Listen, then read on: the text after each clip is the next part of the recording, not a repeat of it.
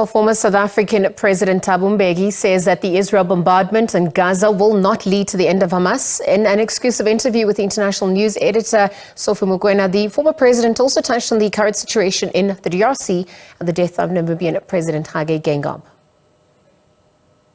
It was very correct for South Africa to go to the International Court of Justice and to present the matter as was presented. And I think the International Court took very important decisions, which presented a very important challenge to the Israeli leadership. Because as we remember, the court said, please, you leadership of Israel, act in a manner such that you protect these rights and so on of the Palestinian people. That was very, very important challenge. I think universally, virtually, supported the outcome of the decisions of the International Court of Justice. So the problem remains. The problem remains. It seems to me that I'm not at all certain that the leadership of Israel is responding in a manner that respects those decisions of the International Court of Justice. Certainly, I think the Palestinians who are continuing to suffer from the bombing and all of the killings that are going on in Gaza, I think will themselves say nothing has changed in terms of their experience under this bombardment.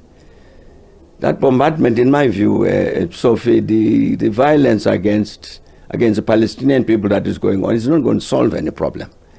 The claim that is made that the Israeli government wants to destroy Hamas is not going to succeed. Because so long as the rights of the Palestinian people have not been recognized, so long will the Palestinians continue to struggle for their rights. And it doesn't matter how many you kill.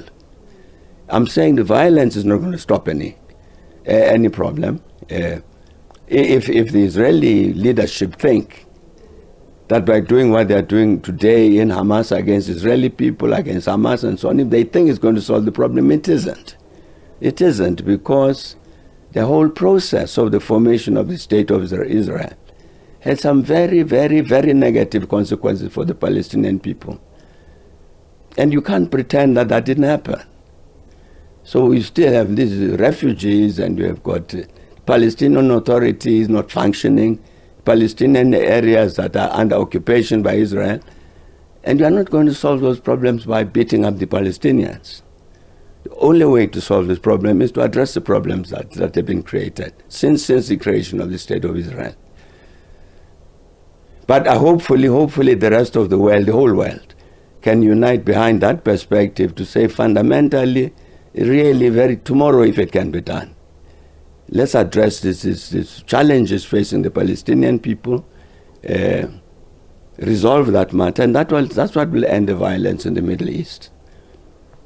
And finally, Mr. President, the reports yesterday, you have been involved in the Great Lakes region, particularly to bring together the Congolese. Who can forget the Sun City talks? Yesterday, the death of the two South African soldiers in the DRC, in the eastern part of the DRC. It looks like that matter is getting worse.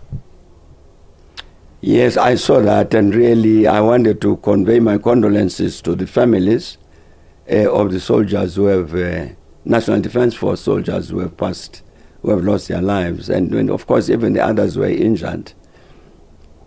And so I saw this announcement too, that SADC is also sending in its own forces into this region.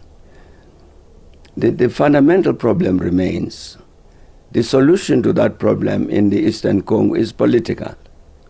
It's a political problem which really, at the base of it, is that the government in Kinshasa must recognize the fact that all the people of the Congo are all Congolese. And it's the responsibility of the government of the Congo to protect all of them. You see, you don't have this phenomenon like you have the M23.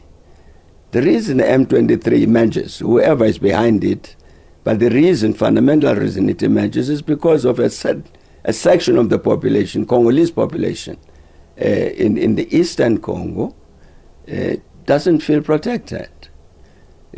Because they have been since the days of Mobutu, saying the Banyamulenge are not Congolese, these are Rwandans and so on. Colonial boundaries were drawn up by the colonialists. And the boundaries of the DRC as they stand today were colonial boundaries. And the OAU agreed virtually from its foundation that let's recognize those borders, and therefore the people within those borders, within the Congo, are a responsibility of the government of the Congo. So this political intervention is very important. I see the military interventions that are being made, maybe they are necessary. But fundamentally what needs to happen is this political solution to this problem, which we try to address with the government of Congo, with the government of Rwanda, with the government of Uganda, to say let's all of us agree on a political solution to this problem. And I think that remains a challenge.